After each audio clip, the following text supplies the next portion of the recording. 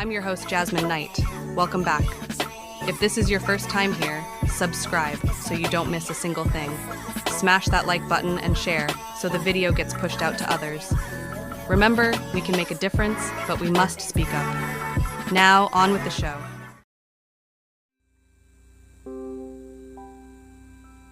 You trying to convince me that there is no American machine is wasted breath. Because I can hop in my car right now and go see both factories and come back here and sit down here within 10 minutes.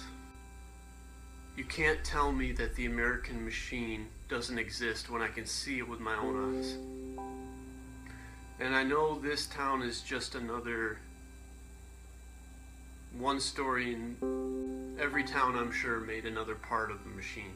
But right now I'm sitting in a place that within 5 miles there's 2 factories. One supplied the Allied forces with shoes, and the other factory supplied the Nazis with counting machines. The numbers that you see on the forearms were IBM numbers. Those numbers came from a program that was built 5 miles away from here. So right now you can't convince me there is no American machine, because I can see it. Johnson and Watson. There's a documentary made. They won't tell you about Watson's Nazi affiliations though. They won't tell you that both sides of World War II were right here. They were being built right here. Now, if you go to the itccs.org site, you'll see over the last number of weeks some tremendous things have been happening. First of all, in Brussels, on April 7th, the Second Common Law Court of Justice session convened. The first one, if you recall, the one that convicted Joseph Ratzinger and Queen Elizabeth for crimes against humanity in Canada, the genocide of Indigenous people there. That led into the second case having to do with global child trafficking. The chief defendants being Jorge Bergoglio, President Pope Francis, Adolfo Pachon, the head of the Jesuits, and Justin Welby, the Archbishop of Canterbury in England. I've been working in Europe, in Holland, in France, and in Spain with the witnesses in this case of global child trafficking. Things I've been hearing just completely blew my mind. These eyewitnesses, for example, who sat in on meetings with Jorge Bergoglio planning the child trafficking of political prisoners, the children of those prisoners in Argentina during the Dirty Wars. 2 women who witnessed the serial rape and torture of children by former Pope Benedict and Jorge Bergoglio themselves, according to this thing called the Ninth Circle, which is apparently a child sacrificial cult operating within the Vatican and has for several centuries. And other information related to how this global child trafficking is continuing very much through the Catholic Church and its various agencies. And so it's been not only an amazing time for this stuff to come out, but in response, we've had an increasing number of people come forward. Here in Spain, I've been meeting with 2 different groups who have been leading a campaign here on behalf of the over 300,000 people who as children were trafficked by the Catholic Church here in Spain, where literally the children were stolen by priests and nuns. Their parents were told they had died, and then they were trafficked for between $60,000 and $80,000 each. We estimate the Vatican made over $20 billion over the last 50 years here in Spain alone through this illegal child trafficking. According to not just eyewitnesses who were at these ritual cult murders of children, who saw Bergoglio there. But basically this magisterial privilege, according to documents, is that every pope was to be expected, as part of his initiation, to be engaged in these child sacrificial cults, which involve the ritual slaying of newborn children or young children and drinking of their blood, because it evokes a certain spiritual power and control over the human race to do this, according to their sick thinking. And this is something that Bergoglio himself was involved in, according to these 2 women who witnessed it. There are secret plans for welcoming. The Vatican will welcome in this alien from another planet as God? Tell me about that. They're having astrobiology conferences. They've made it intellectually virtuous to believe in these extraterrestrials. Their writings come out of their theologians have pretty much made the argument that if you don't believe in extraterrestrials, then that is actually the heresy. Theologians have written that they think that these entities will be evangelizing us, that they think the chances are that they're not fallen and we are, so that we would have to modify our beliefs according to their revelation. Hundreds of articles from the Vatican astronomers talking about baptizing extraterrestrials. All these things the Bible says is black and white. They've got to be watered down for there to be a one-world religion, for people to welcome in an antichrist. There's an observatory complex that consists of 3 very high-powered telescopes. One is the Vatican Advanced Technology Telescope. There's a radio telescope, and then there's one called the Large Binocular Telescope. This is the most powerful telescope in the world. In fact, they told us they can get better images of space than the Hubble Space Telescope can. Now, attached to this telescope is an infrared camera named Lucifer. Now, what this instrument's used for is astrobiology, for looking for exoplanets, looking for other worlds. And the infrared spectrum is also very useful for seeing things that can't be seen with the naked eye. And many UFO researchers have noted that you can see a lot of ships and entities that you normally can't see. We also got access to top astronomers that work in Rome, including an astronomer by the name of Guy Cosmonago. He's one of the top astronomers for the Vatican. What was the major thing you got from your interview with him? He says, without apology, that very soon the nations of the world are going to look to the aliens for their salvation. The aliens for their salvation. Pope Francis on Thursday urged the downtrodden to change the world economic order, denouncing a new colonialism by agencies that impose austerity programs and calling for the poor to have the sacred rights of labor, lodging, and land. The Pope's New World Order. Francis calls for the goods of the earth to be shared by everyone, not exploited by the rich at the expense of the poor. For a new economic and ecological world order where the goods of the earth are shared by everyone, not just exploited by the rich. And again, it sounds really good, the rich and the poor are trying to equal it all out, but what he's talking about specifically is a new system. This is the Antichrist system that will rule the earth. This is what he's talking about. He's specifically mentioning the rich and the poor in this. And the prophecy tells us that the rich and the poor will be included in a one world economic system in Revelation 13, 16, and 17 regarding the mark of the beast. And he causeth all, speaking about the second beast, which is the false prophet. It says, and he causeth all, both small and great, rich and poor, free and bond, to receive a mark in their right hand or in their foreheads. But this new pope activating and saying we need global government for, you know, the carbon taxes. I mean, I don't know what they got on him or what's going on, but that's got to be decried. People are really showing which side they're on right now. This is the big move. And I mean, there's the headline: Pope Francis calls for new system of global government to tackle climate change. That's not an Infowars.com headline. That's in Time Magazine, Newsweek, the BBC. Times we're seeing that the world political leader and the world religious leader are leading the world into a unification through the climate change agenda. And this is exactly what the prophecy says, that the Antichrist and the false prophet will be working together. We see that in Revelation chapter 19, verse 20. It says Pope Francis boosts Obama, Clinton, Kerry, and Gore on climate change. June 18, 2015. The papal encyclical released today offers powerful validation and support to the lifetime body of work to protect the environment and combat the dangers of global warming from leading Democrats such as President Barack Obama. Undoubtedly, they broke with all of Catholic history when they put a Jesuit in 2 years ago. That's against canon law. You can't have the Jesuits, who are the police of the Catholic Church, ever becoming a pope, because they would use it as a coup d'etat.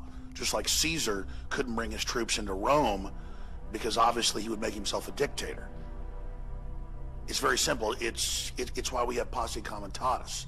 So these are facts you can't deny. That A, he's a Jesuit, the new Pope.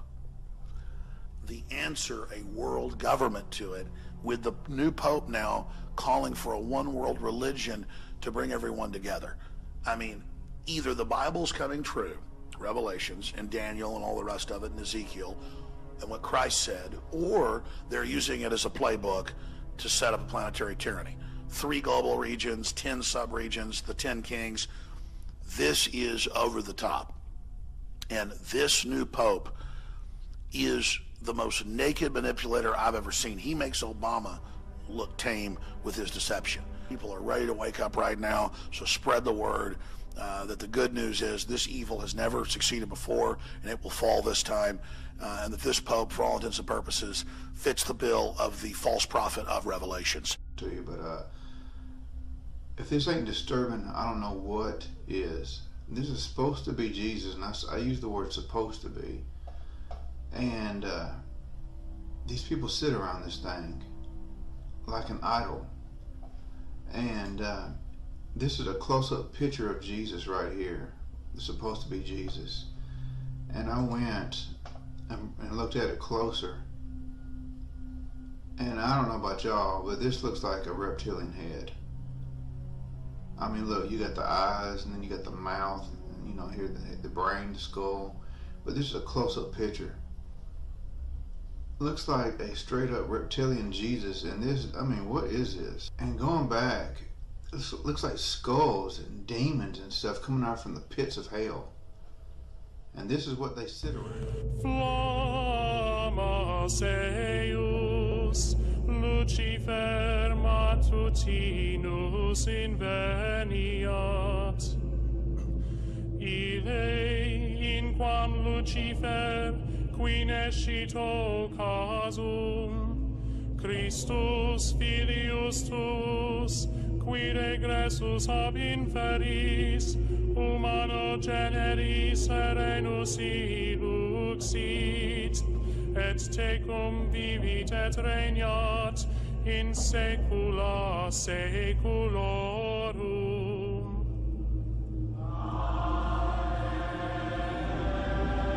Nature unfolded in a surprising way at the Vatican Sunday. Just after Pope Francis spoke in St. Peter's Square, children released 2 white doves as a symbol of peace. The peace didn't last long. A black crow and a seagull went after the doves in front of the crowd. The birds managed to escape after only losing a few feathers. That is so unusual. It is. It's very unusual. Probably, maybe from the beginning, there has never been a greater enemy to Israel than Barack Obama. It's incredible the way he treats them, the way he's speaking to them. I think he treats our known enemies much better. How are you supporting this man? He's the worst thing that has ever happened to Israel. Now, what's going to happen is, the way it's going, Iran will have a nuclear weapon. As soon as that happens, and it's very close, as soon as that happens, it's a whole new ballgame. Presidential candidate Mike Huckabee is standing by his controversial comments, effectively equating Barack Obama to Adolf Hitler. Quote, marching Israelis to the door of the oven with the Iran nuclear deal with Iran. He's so naive, he would trust the Iranians and he would take the Israelis and basically march them to the door of the oven. That under the Obama nuclear deal, over $100 billion will flow to Iran. Iran is the world's leading state sponsor of terrorism, so much of that money will end up in the hands of Hamas and Hezbollah and the Houthis and other radical Islamic terrorists. And if this deal goes through, the Obama administration will become quite literally the world's leading financier of radical Islamic terrorism. Now, President Obama didn't dispute that. He didn't point to any other entity on earth that would send more money to radical Islamic terrorism. He didn't dispute that billions of dollars in the control of the American government will be used to fund jihadists who will take that money and murder Americans, murder Israelis. And people better understand that they mean exactly what they're saying. It's a new world order they're trying to create, and they're trying to do so not only without approval or consent of the government in this country, but despite the popular will. This is a straightforward assault by the elitists in this country. There is a global meltdown coming. It is a global depression, and one world currency and one world financial system is the end game. China said last week they want one global currency. France said yesterday or the day before that they want one world order, a new world order, at the end of this event. Gordon Brown will today call on fellow world leaders to seize the opportunity created by the worldwide economic crisis to create a truly global society. The Prime Minister will use a high-profile speech in the City of London to say that Britain, the US and Europe should join together to create a new, stronger and more just world order. This engineered collapse is there as a massive problem for which you offer the solution, and the solutions are the infrastructure we've been predicting all this time, including the World Central Bank.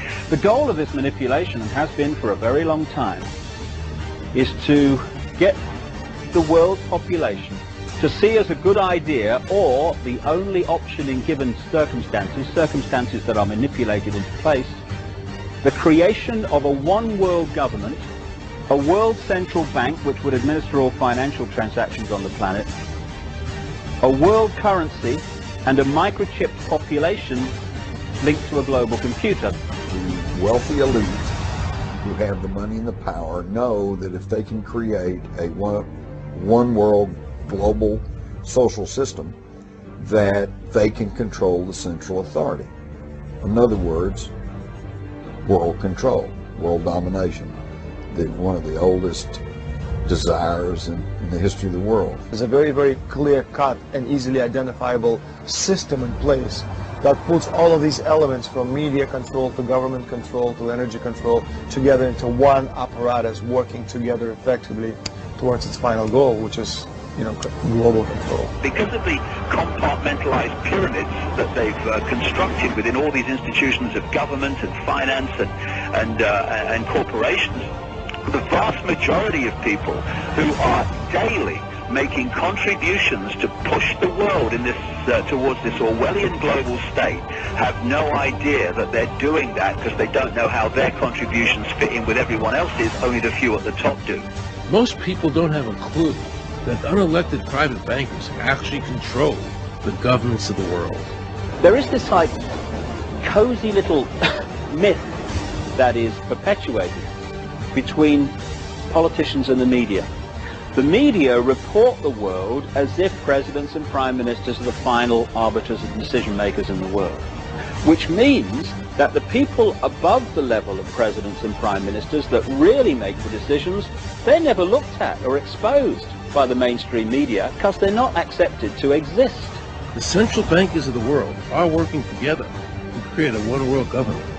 A global police state as sinister as anything George Orwell ever wrote about, where every person on the planet Earth will have an RFID chip implanted. It is the first implantable microchip for humans that has multiple security, financial, and healthcare applications. More than 100 law enforcement officials in Mexico are having microchips implanted in their arms. The chips allow a person to be scanned, sort of like a cereal box at the supermarket.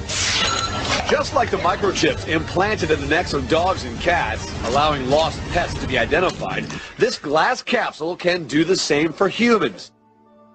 A chip in everybody would be the universal monetary system par excellence, because there'd be no escape from it, and you'd be totally under the control of those who issue the electronic impulses in that chip. The problem throughout human society is that the good men and women do nothing. They don't want power. They don't want control. They want to lead a leisurely life. They want to spend time with their family. They want to lead simple lives. But we are forced throughout society, throughout history, and throughout human time to stand up against bullies. And many times we stand up before it's too late. And we reverse the course of tyranny. The more often than not, we don't stand up in time, and horrible things have to happen first. So decadent societies learn why liberty and freedom is so precious. If you think you don't like the situation now, then think what you're going to face a little way down the road, and more than anything, think of what your children are going to have to face. Because you think that we live in a controlled society now, this is nothing compared with what they are going to have to live in.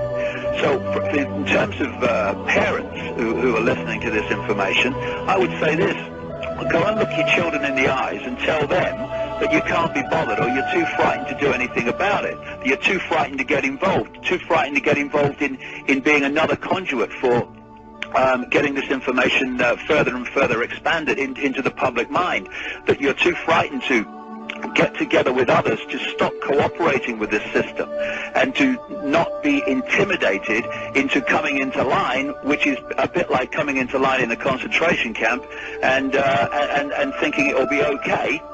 As long as you stay in line and you do as you're told, you'll be fine. And then you realise at the end of it, well, actually, it ain't fine. And if you'd have all rebelled earlier, then you wouldn't be in the situation you're facing now. The point of mathematics alone ought to let us see where the real power is here. There are billions of people, 6 billion, nearly getting on for 7 billion on this planet, who are being manipulated. There are, in full knowledge of what they're doing, a relative handful of those who are doing the manipulating to the end that we're talking about. They think they've beaten us. They think that they're going to have their way with us. And I'm here to tell them they're not going to have their way with us. We are going to defeat them. You guys aren't going to be able to get away with your New World Order, sir.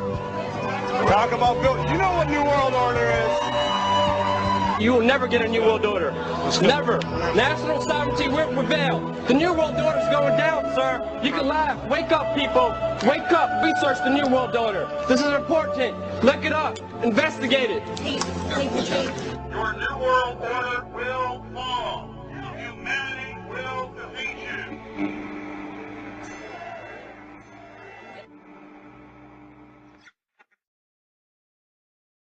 The Council of Foreign Relations was founded during the First World War, when a university fraternity presented President Woodrow Wilson with a set of proposals that detailed options to reinforce world democracy when Kaiser Wilhelm II was eventually defeated. The proposals were backed by Colonel Edward Mandell House, advisor to President Wilson. Wilson presented the project to Congress in January 1918, where it was approved. And the CFR was officially founded in 1921. Its first sponsors were members of the most powerful families in the US: Rockefeller, Mellon, Harriman, Schiff, Kuhn, Loeb, and Carnegie. It was also backed by important foreign citizens, including multimillionaire South African colonizer Sir Cecil Rhodes, and European bankers Warburg and Rothschild. According to its critics, the domination strategy of the CFR is to control both sides of conflicts, and its ultimate goal, the creation of a private world government that would run countries as corporations. To achieve this, it would first have to erode the political structures of all sovereign states. Then it would have to foster worldwide socio-cultural standardization. And finally, it would have to impose a globalized financial system that it could control. Critics add that all of this would be achieved by provoking global conflicts that would keep the masses united against real or imaginary common enemies. Any similarity with reality is surely pure coincidence. We destroyed every silo for grain or anything else storing food in the whole country. We destroyed all the storage, processing of food plants throughout the country. Even dates, the world's biggest exporter of dates. Famous processing and packaging plants in Baghdad, deliberately destroyed. We didn't want them to be able to feed themselves for a long, long time. We're all aware of the famous little powdered milk plant.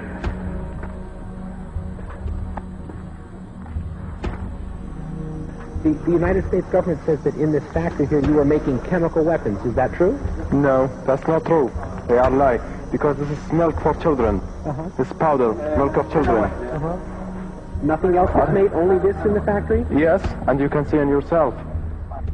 With the only factory in the Middle East to produce powdered milk, they were producing about 17% of their powdered milk requirements. We destroyed that, cut off all the milk.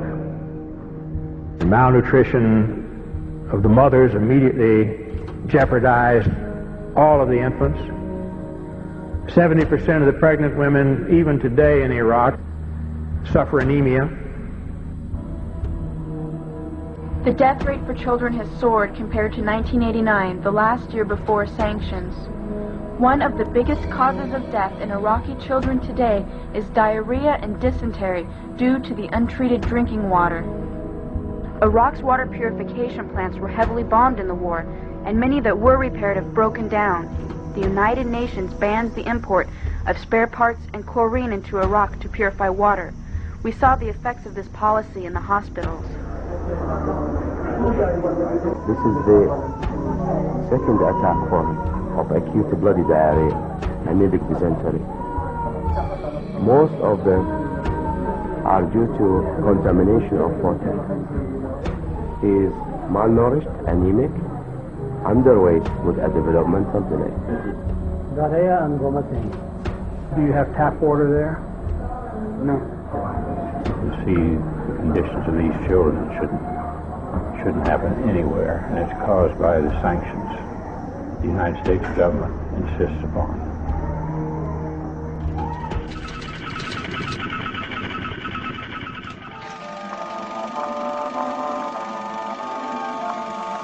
The year is 1917, and Representative Oscar Callaway enters a disturbing statement into the U.S. congressional record.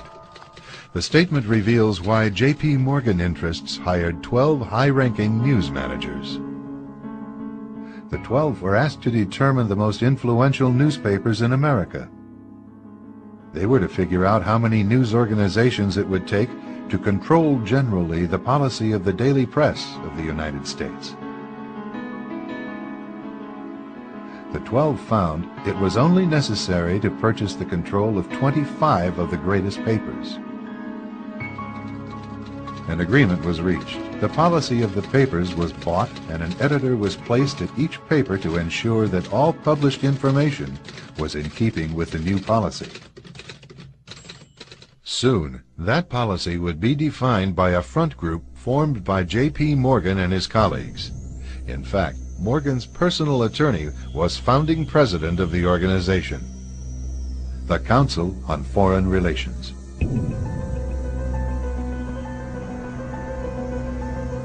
Today, the CFR maintains that its goal is to increase America's understanding of the world. However, the actual objective of this highly exclusive club is revealed by the rare admissions of the insiders themselves. In the early 60s, a Georgetown University professor collects information for a book favorable to the network of powerful men who founded the CFR. For 2 years, Professor Carroll Quigley is allowed to examine the confidential papers and secret records of this network. Quigley reveals that these men aim to create a world system of financial control in private hands, able to dominate the political system of each country and the economy of the world as a whole. In short, they seek total and quiet control of the entire world. And the CFR is their most visible conduit for carrying out that agenda. CFR members include America's wealthiest tycoons, as well as the highly placed elite in government, academic institutions, tax-exempt foundations, and the establishment media. Ruling Class Journalists, written by Richard Harwood, describes the CFR membership as the ruling establishment in the United States. The Washington Post article boasted that news reporters who are CFR members do not merely analyze and interpret foreign policy for the United States, they help make it.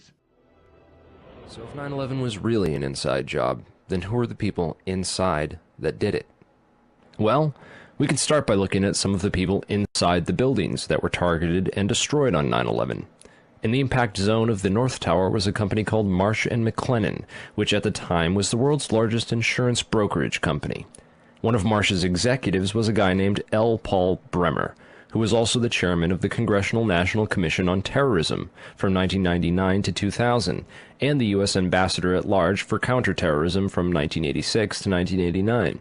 Instead of going to work on the day of 9/11 and dying inside the towers with hundreds of his employees, Bremer decided to go on MSNBC and tell the world that Osama bin Laden was behind the attacks and possibly Iraq and Iran, and then he demanded the most severe military response we can come up with. L. Paul Bremer was called away from Marsh in 2003 to become the Iraq occupation governor, a role he has been widely criticized for. So Bremer not only worked inside the buildings, but had offices directly in the impact zone of the South Tower where Flight 175 would hit. He missed work on 9/11 to give us the official story on national television, and went on to be the Iraq occupation governor. You really can't get more connected to 9/11 than that. Oh wait, you can, sorry. I forgot to mention that Bremer was also the former manager for Kissinger Associates. He was a member of the board for Akzo Nobel, the parent of International Paint Company, which produced a fireproofing application for skyscrapers called Interchar. Bremer was also on the International Advisory Board for the Japanese mining and machinery company Komatsu, which at the time had been involved in a joint venture agreement with Dresser Industries, the oil services intelligence front where Prescott Bush Sr. and George H.W. Bush got their start with Neil Mallon. Anyway, the Komatsu Dresser mining division operated from 1988 to 1997, and in July 1996 it patented a nanothermite demolition device that could, quote, demolish a concrete structure at high efficiency while preventing a secondary problem due to noise, flying chips and dust, and the like. As many of you know, residues of thermite, a highly energetic chemical mixture, have been confirmed in samples of World Trade Center dust, and the use of thermite at the World Trade Center was also revealed by environmental data. See the description for more links and sources. But wait a minute. It would have taken tons of this stuff. How could they get it inside the buildings and put it into place without anyone finding out? This would have taken hundreds of people. Someone would have talked by now. It just doesn't make any sense. Well, who ran security for these buildings? Marvin Bush's company Securicom Stratesec did, up until 1998, when that role was handed off to Kroll Associates. Yet Stratesec still retained security contracts that didn't expire until the day of 9/11. Both these companies have a suspicious cast of characters working for them. Bush's cousin, Wirt Dexter Walker III, was the CEO of Stratesec with a long history as a manager for CIA front companies, such as Glor Forgan. The corporate operating officer of Stratesec was a guy named Barry McDaniel, who came from BDM International, where he was a vice president of material distribution and management systems. He also had a history of involvement with black projects. Securicom Stratesec also ran security at Dulles International Airport, where Flight 77 into the Pentagon was hijacked out of, and also had contracts with United Airlines. They also ran security at Los Alamos National Laboratories during the time period that nanothermite was first being developed there. Then there's Kroll Associates, also known as the CIA of Wall Street. Kroll's managing director was a guy named Jerome Hauer, who, like L. Paul Bremer, survived the 9/11 attacks by going on national television to give us the first accounts of the official story. Before anyone knew it was happening, these guys apparently had it all figured out. In addition to being managing director for Kroll, Jerome Hauer was the national security advisor with the National Institute of Health, which managed the government response to the anthrax attacks shortly after 9/11. On the day of 9/11, Hauer advised the White House to start taking Cipro, an antibiotic effective against anthrax, and then strangely a week later, 2 senators and several people in the media who had been calling for an investigation into the 9/11 attacks were mailed anthrax and told to shut up, apparently by members of Al-Qaeda, who later turned out to be a bioweapons researcher at U.S. AMRID in Fort Detrick, Maryland, named Stephen Hatfill, who had worked with Jerome Hauer for a company called SAIC. Scientific Applications International Corporation, a defense contractor with expertise in thermite-related technologies, played a large part in the NIST World Trade Center investigation. A few other names and companies inside the Twin Towers also worthy of further investigation include Craig Stapleton, who is married to Bush's cousin Dorothy Walker Bush. Stapleton was the president of Marsh Real Estate Advisors from 1982 to 2001. He was a member of the board of directors for Cendant, that was charged with massive accounting fraud in 1998, and went on to join Winston Partners, a privately owned investment firm founded in 1993 and led by George W. Bush's brother Marvin. Other very powerful and well-connected people worked in senior management at Marsh. These included Stephen Friedman, a senior principal at Marsh Capital and former partner at Goldman Sachs, who later became George W. Bush's top economic advisor. Friedman was also a member of the Brookings Institution, the Bilderberg Group, the Foreign Intelligence Advisory Board, and the board at In-Q-Tel, the investment firm founded by the CIA in 1998. In-Q-Tel invests in state-of-the-art technologies related to defense and intelligence work, including nano and chemical technologies, according to its website.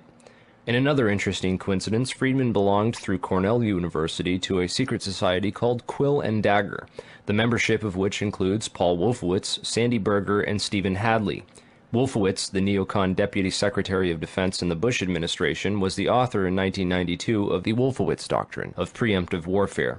He also made comments about a surprise-like Pearl Harbor months before 9/11 and met with Pakistani ISI General Mahmoud Ahmed in the week before 9/11.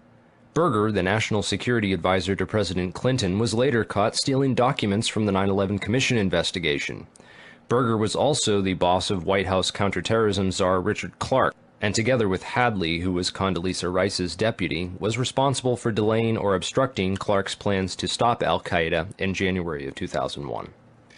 Jeffrey Greenberg resigned from Marsh & McLennan after being accused of serious financial crimes. The first plane of 9/11 flew directly into his company's secure computer room in the North Tower. Jeffrey Greenberg is a member of the Brookings Institution and the Trilateral Commission. Jeffrey Greenberg rose quickly through management at Marsh, having come there directly from AIG in 1995, and then becoming CEO just 4 years later. At Brookings, Greenberg hobnobbed with Lee Hamilton, co-chair of the 9/11 Commission. There's also Jim Pierce, another Bush cousin, who was managing director of Aon Corporation, who, according to the NIST report, modified unknown sections of Floor 83 in the South Tower in 1997. Jim Pierce had arranged a meeting on the 105th floor of the South Tower for that morning. Pierce survived that day, despite the fact that 12 people came to the meeting in the South Tower and 11 of them died. The location of the meeting had been changed the night before to the Millennium Hotel, where Pierce watched the South Tower as it was hit by the aircraft. Apparently, the meeting attendees were not all notified of the change in location. Another interesting character is Joseph Kasputis, of Baseline Financial Service, which occupied the impact zone of the South Tower on floors 77 and 78, where United Airlines 175 impacted. Kasputis has a history of being well connected to the highest levels of government, as well as to the defense and intelligence industries. Kasputis worked from 1972 to 1977 for the U.S. Department of Commerce and Defense. He was also the deputy director of Nixon's White House task force that dealt with the Arab oil embargo of 1973, and was instrumental in the creation of the Department of Energy. Kasputis went on to run a large corporation called Primark that had offices in both towers on 9/11. One of the subsidiaries of Primark, the Analytical Sciences Corporation, TASC, worked with so-called black or top-secret programs. TASC also worked closely with the National Institute of Standards and Technology. Kasputis was also a member of the Logistics Management Institute, LMI, whose members included Paul Kaminsky of In-Q-Tel and General Dynamics, Charles DiBona of Halliburton, Skull and Bones member Joseph Samuel Nye, and Michael Daniels of Scientific Applications International Corporation. LMI's self-proclaimed role is advancing the science of government. Kasputis' connections to the DOE from 1977 through at least 1997 are interesting, considering that the DOE was developing thermite ignition devices as early as 1983. Joseph Kasputis went on to become the CEO of Baseline Financial Services, which was directly in the impact zone on the 78th floor of the South Tower. According to NIST, Kasputis' Baseline Financial modified the southeast corner of Floor 78 in 1999, exactly where the aircraft hit on 9/11. Floors 77 and 78 were upgraded for fireproofing in June and April of 1998, respectively. Another company of interest on Floor 91, just above the impact zone for the South Tower, was Washington Group International. This company was known primarily as a construction and mining firm, and it had just acquired Raytheon Engineers in July of 2000. In 1996, Washington took over Morrison Knudsen, an engineering and construction firm that had a history of working on large-scale projects around the world, including in China, Iran, Afghanistan, and Saudi Arabia. The Army Corps of Engineers hired Morrison Knudsen to demolish over 200 buildings in 1995. One of the DOE facilities for which Washington was responsible well before 9/11 was the Savannah River site near Aiken, South Carolina. In February of 1997, Lawrence Livermore National Labs and the Savannah River site signed an agreement of cooperation to share technology. Savannah went on to add developing sol gel technology for fuels and other applications to its portfolio.